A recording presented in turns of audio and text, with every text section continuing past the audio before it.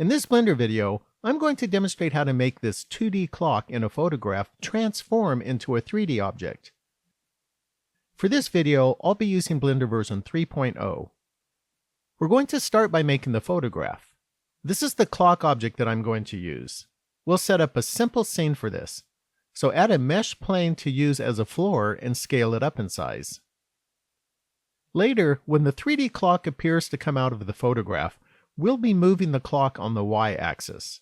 So to make the photograph, we need to align the camera with the y-axis. To do that, select the camera and then press N to open the sidebar. Set the camera's X rotation value to 90 so that the camera will be parallel with the floor. Then set the Z rotation to 0, which will align the camera with the y-axis. Now press 0 on the number pad for camera view. I'm going to scale the camera view up in size and then lock the camera to the view.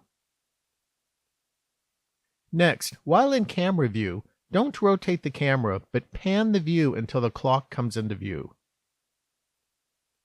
I'll also zoom out. Make sure that the camera rotation values have not changed. I'm going to rotate the clock a little. This is how it will appear in the photograph. Next, press 7 on the number pad for top view, and we'll set up the lighting. We're going to be using cycles to render the animation, and the lighting controls are a little different for cycles, so let's select it now. Next, select the light, press G, and move it over here. Then switch to the Object Data tab and set the power to 5000. And set the radius to 1.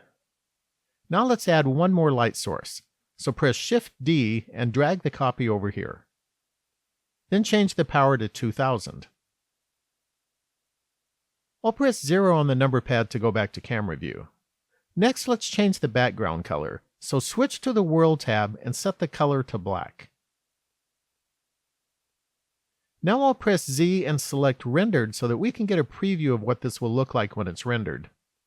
It looks good, so let's go ahead and render it. I'll pause the video until it's done. It's done rendering, and so now I'll save the image. I'll name it clock.png. After the 2D to 3D transformation, the clock should no longer be visible in the photograph. So we need to render it again without the clock, but with the shadows. To do that, select the clock, switch to the Object tab, open the Visibility section, and uncheck the camera. Now we'll render it again. I'll pause the video until it's done.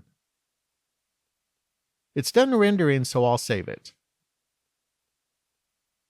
I'll name this clock_shadow.png.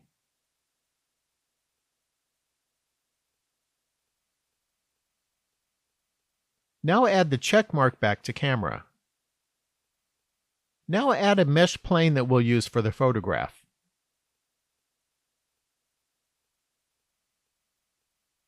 Then rotate it by pressing R, then X, then 90, then Enter. Now press G and center it over the clock. Then press S to scale and size it up larger than the clock. Next, select the floor and press 1 on the number pad for front view. Then press G and move the floor down until it's at the bottom of the photograph. Now select the photograph and tab into Edit mode. Then press Z and switch to wireframe mode. We're going to move the photograph up so that its point of origin is at the bottom of the photograph. This will make it easier later on when we rotate the photograph in the animation. So press A to select all.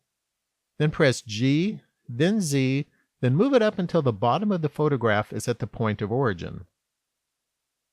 We're going to be using dynamic paint on the photograph a little later, so we need to give it more geometry.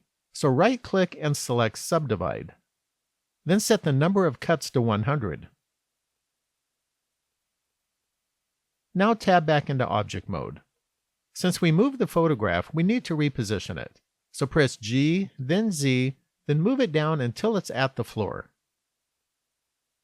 Next, tab back into Edit mode and we'll set up the material. To be able to see our changes, press Z and select Material Preview. Then switch to the Material tab and add a new material. The default color is white, which is what we'll use for the border around the photograph. Now select the area that will not be part of the white border. Then click the plus button to add a new material, then add a new material, then click the Assign button so that this new material will be applied to our selection. Next, we're going to add the clock image that we rendered earlier. So click this small button next to the base color and select Image Texture. Then open and select our clock image. Now we need to UV unwrap the photograph to scale the clock image properly. So press 0 on the number pad for camera view. This is the same view that we used to render the clock. Then from the UV menu, select Project from View. Now tab back into object mode. If you look next to the bell, you can see that the image on the photograph is perfectly aligned with the 3D clock object. You can also see it at the base. Since the camera is using perspective view, this perfect alignment only exists while the 3D clock object is at this distance from the camera.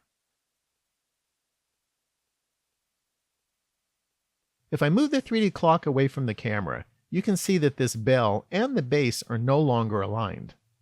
As you'll see later in this video, this will create a problem for us, but there is also a reasonable solution. So for now, just keep this issue in mind. The basic idea of what we're going to be doing is that we'll start with the 3D clock behind the photograph, and then we'll move it through the photograph to the front. While the 3D clock is passing through the photograph, the image on the photograph will change from the first clock scene that we rendered to the second scene that we rendered where only the shadow is present. This change will only occur where the 3D clock comes into contact with the photograph. We'll be using dynamic paint to accomplish this. Now let's set up the clock to move through the photograph. I'm going to press 0 on the number pad to jump out of camera view.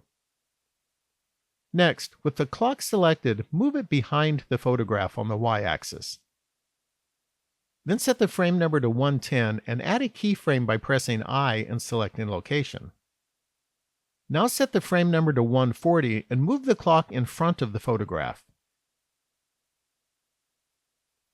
Leave about this much space between the clock and the photograph. Then press I and select location. For the next step, I'll press 1 on the number pad for front view. Now set the frame number to 170. Then move the clock down on the Z-axis until it's at the bottom of the photograph. Then move it on the X-axis to the right. Now press I and select location. This is what it looks like so far when I play it. Now let's look at the camera view, so I'll press 0 on the number pad. I'm going to move to frame 110 to put the clock in its starting position. Now I'll pan and rotate the camera view a little. When I do this, I need to make sure that the clock stays behind the photograph. This is what it looks like when I play it. Next, we'll add some rotation to the clock. I want to start the rotation early in the animation, but not before most of the clock has passed through the photograph. I think that frame 125 is a good spot to start. So I'll press I and add a rotation keyframe here. The clock movement stops at frame 170, and so I'll move there. Next, rotate the clock 400 degrees by pressing R, then Z, then -400, then Enter. Then press I and add a rotation keyframe. This is what it looks like when I play it. Next, we're going to set up dynamic paint to make the 2D clock disappear from the photograph when the 3D clock passes through it. So select the photograph, switch to the Physics tab, and click the Dynamic Paint button. Dynamic Paint uses canvases and brushes. In our case, the photograph will be a canvas and the clock will be a brush. So click the Add Canvas button. When the clock passes through the photograph, it's going to paint it, and wherever it's painted, the photograph will change to the scene that we rendered of the shadow without the clock. I mentioned earlier that the clock is only perfectly aligned with the photograph at one distance. So as the clock moves forward, passing through the photograph, it will not be perfectly aligned most of the time. so there will likely be small areas of the 2D clock in the photograph that don't get painted. But we can overcome this problem by allowing the wet paint to expand. So remove the check mark from next to dry. This will prevent the paint from drying, which will help it to spread. Next, open the Effects section and the Spread section. Then enable Spread, which will allow the paint to spread. You can change how fast the paint spreads by setting the speed value. You may want to experiment with this value, but I'm going to set it to 3. Now open the Output section. In order to use the wet map, we need to click this plus button. Next, we'll set up the brush. So select the clock, click Dynamic Paint, change the type to brush, and click Add Brush. We'll keep all of the defaults. The animation is going to be 200 frames long, so set the end value to 200. Now select the photograph. Since the animation ends at frame 200, set the Dynamic Paint frame end value to 200. We don't need Dynamic Paint to be doing anything before the clock starts moving at frame 110, so set the frame start value to 110. Next, open the Cache section and click the Bake button. This will bake the Dynamic Paint from frames 110 to 200. I'll pause the video until it's done. It's done baking now. Now we'll set up some nodes which will use the Dynamic Paint that we just set up. So switch to the Shading workspace. Next, we'll add a Mix RGB node. So press Shift-A and select Color, and then Mix RGB. Place it on the connection going into the principled shader. Then select the Photograph node, press Shift-D to duplicate it, and place it down here. Connect the color output to the Mix node Color 2 input. Change the photograph to the clock shadow image that we rendered earlier. If I change the factor value, the photograph transitions between the two images. We only want it to transition where it's painted, and so we'll add a couple more nodes to accomplish that. So press Shift-A and select Input, and then Vertex Color. Then select the wet map that was enabled earlier. Then press Shift-A and select Converter, and then Math. Set the math type to greater than. Connect the color output to the value input, and the value output to the factor input. Now switch back to the Layout workspace. I'll play this so that we can see if it's working properly. This plays slowly, so I'll speed up the video for this. It looks like it's working well. Now we'll do some things to make the animation a little more interesting. Let's start by rotating the photograph between frames 70 and 100. The current rotation of the photograph is where we want it to end up at frame 100. So move to frame 100 and then press I and select Rotation to set a keyframe. Then move to frame 70 and rotate the photograph 90 degrees by pressing R, then X, then -90, then Enter. Then press I and select a rotation keyframe. With the photograph lying flat, the clock which is hiding behind it can now be seen. So let's hide the clock until the photograph finishes rotating. So select the clock and set the frame number to 100. We'll hide the clock until we reach this frame. Now switch to the Object tab and go to the Visibility section. Remove the check marks from Viewports and Renders. To set keyframes for both of these, just click these two dots. They'll change to white diamonds to indicate that keyframes have been set. Now set the frame number to 101. Then add check marks to both of these and click the two diamonds to add keyframes again.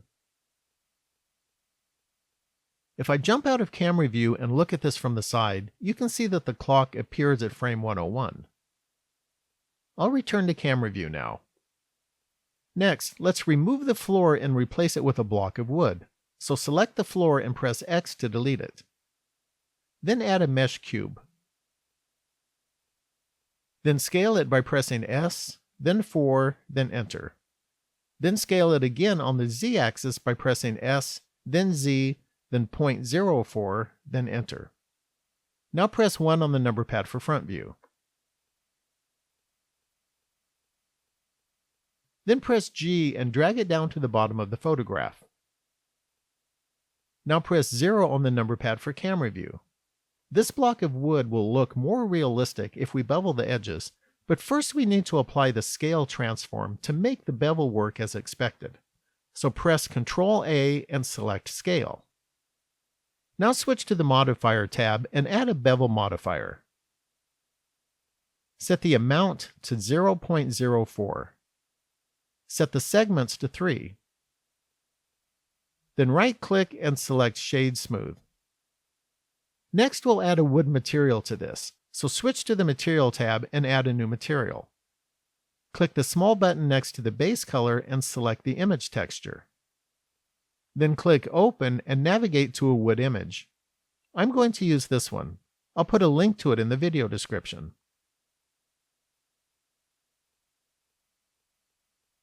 Let's give it a glossy look, so set the roughness to 0.2. Now select the photograph and move to frame 70 so that it's lying flat.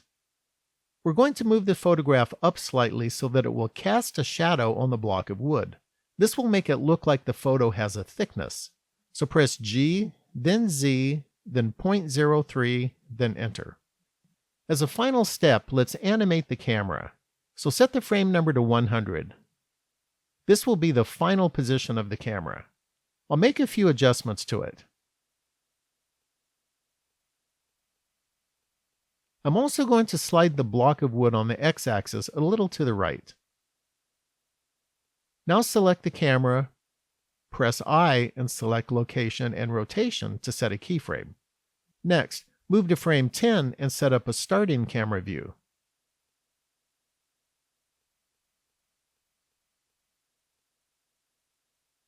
Then press I and select Location and Rotation to set a keyframe.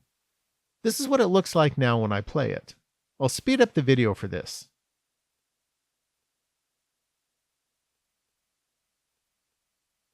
The project is now ready to be rendered. This is the final rendered animation. If you don't know how to render an animation, then you can watch a video that I made on the topic. I'll put a link to it in the video description. Well, that concludes this video. Thanks for watching, and please subscribe and leave a comment.